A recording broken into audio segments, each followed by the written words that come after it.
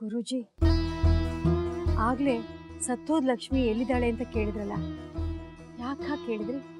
ಹೌದಮ್ಮ, ಹಳೆ ಲಕ್ಷ್ಮಿ ಬದುಕಿಲ್ಲ, ಸತ್ತೋದ್ಲು. ಇವಳು ಹೊಸ ಲಕ್ಷ್ಮಿ.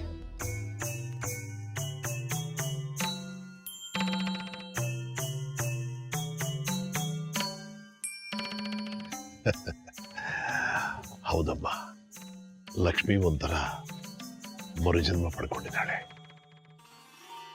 ಯಾವಾಗ ಒಂದು ಆತ್ಮಕ ಸತ್ಕಾರ್ಯ ಮುಗಿಯಿತು ಆಗ ಆ ಜನ್ಮ ಮುಗಿಯಿತು ಅಂತ ಅರ್ಥ.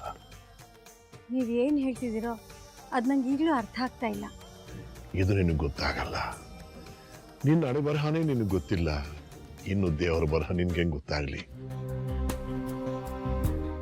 ಅಮ್ಮ ಲಕ್ಷ್ಮಿ, ಹೇಳಮ್ಮ, ಬಾ ಅಮ್ಮ ನನ್ನ ಜೊತೆ. ನಿನ್ನ ಜೀವನದ ಹಳೆ ಅಧ್ಯಾಯ ಮುಗಿಯಿತು, ಹೊಸ ಅಧ್ಯಾಯ ಶುರು ಮಾಡಬೇಕಾಗಿದೆ.